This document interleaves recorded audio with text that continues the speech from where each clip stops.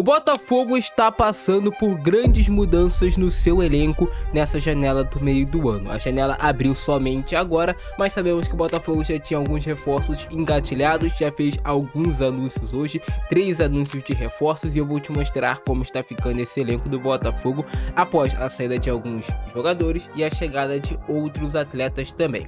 Será que o Botafogo está atacando bem o mercado de transferências? Então vamos analisar o sistema defensivo do Botafogo, o meio de campo e o ataque do Botafogo. Obviamente a janela ainda é bastante longa, então alguns jogadores devem chegar e outros jogadores podem ser que saiam nesse período, e aí eu farei outro vídeo atualizando vocês.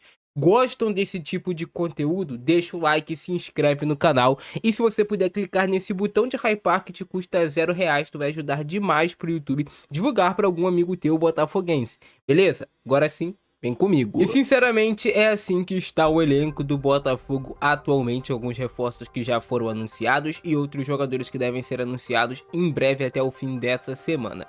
Para começar, o Botafogo teve que ir ao mercado e atacou de forma mais incisiva essa posição de goleiro. O Botafogo anunciou já hoje oficialmente a chegada do goleiro Wallerson e também do goleiro Gabriel Batista, um chegando do Cercle Bruges da Bélgica e o Gabriel Batista chegando do Santa Clara de Portugal. Em meio a tudo isso, esses dois reforços que o Botafogo já anunciou, que eu acredito que são goleiros que vão trazer muito mais segurança para o seu sistema defensivo, até porque um grande time começa por um grande goleiro, e agora o Botafogo tem 3 opções.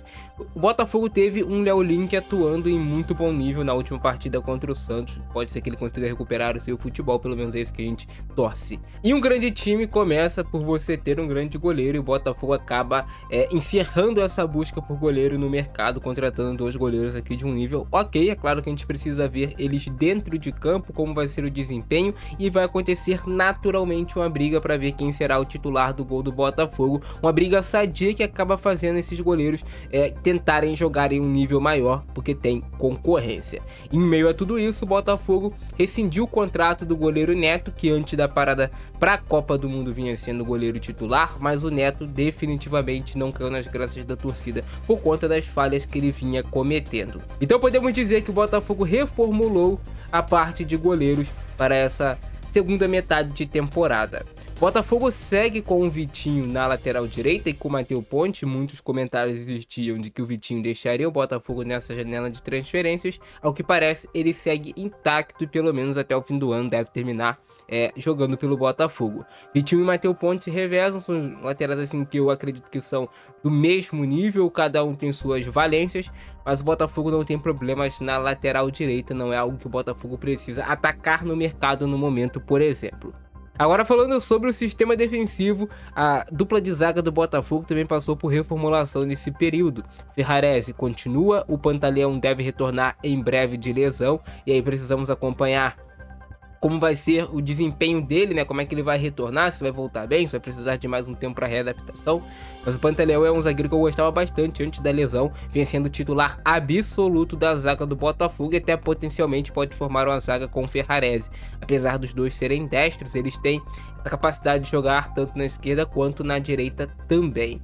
E aí o Botafogo terá o Justino como opção aqui na zaga pelo lado esquerdo, garoto da base que subiu, vem correspondendo bem, ganhando experiência, mas também tem a chegada do zagueiro uruguaio Lucas Monzon, um jogador que chega como uma aposta, que tem uma característica similar com o Alexander Barbosa, um zagueiro canhoto, né, que tem essa boa saída de bola, tenta ter imposição física, mas eu falo para vocês que ele definitivamente é uma aposta, porque ele fez uma temporada muito boa em 2025 e em 2026 não conseguiu repetir o mesmo nível de atuação. Então ele vai ter que brigar por posição se quiser ser titular. Tem o Justino, vai ter o Pantaleão em breve, mas o Botafogo tentando repor a saída do Alexander Barbosa para o Palmeiras, contratando um zagueiro canhoto de boa imposição física também. O Botafogo também teve reforço já na lateral esquerda. Paulinho foi anunciado hoje de manhã, lateral esquerdo com característica mais ofensiva, é um jogador que gosta muito de atacar no último terço. Inclusive eu trouxe uma análise de todos esses reforços do Botafogo. Se você procurar o nome deles aqui no canal, vai ter lá a análise de cada um deles de forma detalhada. também trouxe análise do Paulinho, trazendo quais são os pontos fortes, pontos fracos dele, lateral esquerdo interessante. Já tem o Fernando Marçal e já tinha o Alex Telles. E agora o Botafogo tenta, com essa contratação do Paulinho, acredito que repor uma lacuna que ficou desde a saída do Cuiabano, que era de um lateral mais rápido, mais forte, com essa característica mais ofensiva. Tanto o Telles quanto o Marçal são laterais mais construtores, eles não têm essa parte física como um ponto forte. Então o Paulinho também chega como uma aposta, eu vejo assim como um lateral que chega para compor o elenco nesse momento, até porque o Botafogo tem um titular incontestável, que é o Alex Telles, para essa posição, um dos melhores do país. No setor do meio de campo, o Botafogo também terá reforços, porque, olha só, se liga, o Medina foi mantido, o Medina vai continuar no Botafogo, o Danilo vive um impasse, se ele vai sair, se ele vai pra fora, se ele vai pro Palmeiras, mas ao que parece as notícias dessa semana são de que o Franklin Carvalho quer escalar o Danilo já para esse jogo de quinta-feira, e ele sendo escalado pro jogo de quinta-feira, esquece, ele não poderá mais ir pro Palmeiras porque vai bater a meta ali de jogos do Campeonato Brasileiro, e aí possivelmente só uma transação pro futebol estrangeiro. Com tudo isso, o Danilo ainda faz parte do elenco do Botafogo, tem contrato, tá com seus salários em dia, então ele é um jogador que está à disposição. Se ele continuasse até o fim do ano, o Botafogo teria um grande reforço, que é o Danilo.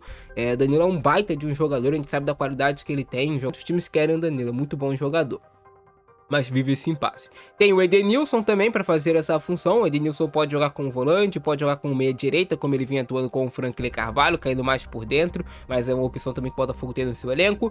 Para a opção de um volante mais marcador, o Botafogo tem o Huguinho, que vem correspondendo muito bem, inclusive eu gosto do futebol do Huguinho. Já faz mais de um ano, 2 anos que eu trouxe um vídeo aqui do Huguinho, depois trouxe outro vídeo do Huguinho para vocês, mostrando que ele era um grande talento que tinha na base do Botafogo e vem se confirmando agora nos profissionais. E o Botafogo também está muito próximo de anunciar a contratação do volante Domingos Andrade, jogador que vem do Porto B para o Botafogo, que tem essa característica de marcação, de virilidade também, mas que é um jogador que também tem boa qualidade com a bola nos pés e chegaria para ser mais uma opção de primeiro volante no elenco, já que o Newton foi para o São Paulo. O Newton foi uma baixa do elenco do Botafogo, foi vendido para o São Paulo. O Domingos Andrade chega como uma peça de reposição. É um jogador muito jovem, uma aposta do Botafogo que pode dar certo.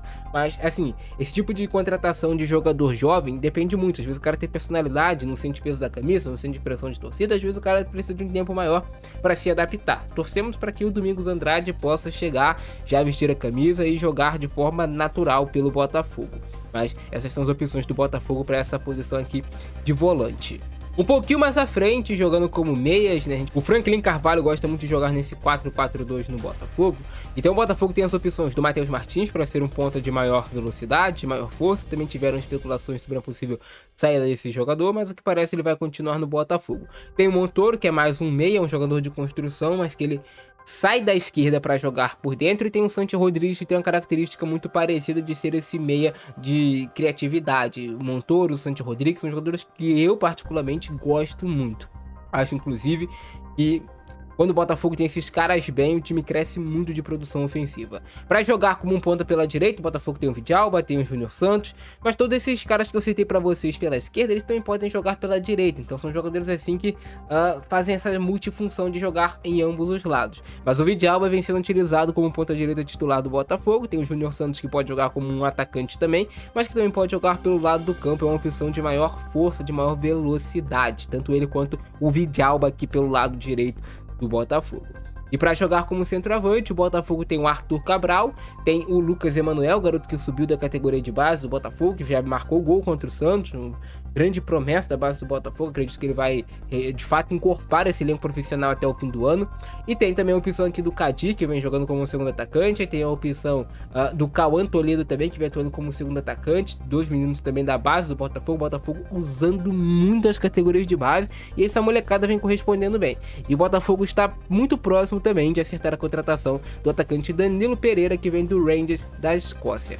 E é um jogador que é muito mais um segundo atacante, sai muito da área, participa, do que de fato um centroavante, por mais que ele possa jogar como um camisa 9, né? Essa ideia de você ter um atacante um pouco mais móvel e um atacante mais centroavante, de fato ali, por exemplo, o Arthur Cabral ou o Lucas Emanuel, pode ser que se encaixe.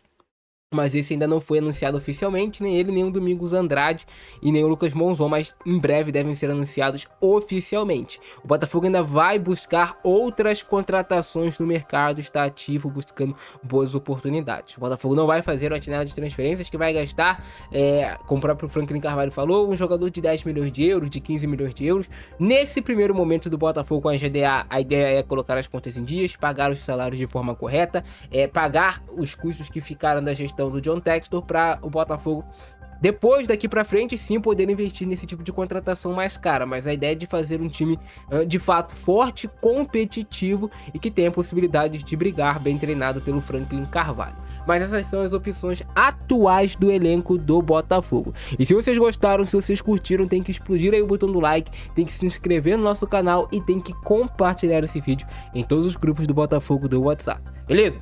Eu fico nessa, abração do Fran Dias com nós e fui. E comenta aí tua opinião, cara. Acho que eu não esqueci de nenhum nome, né, dessa vez. Comenta aí.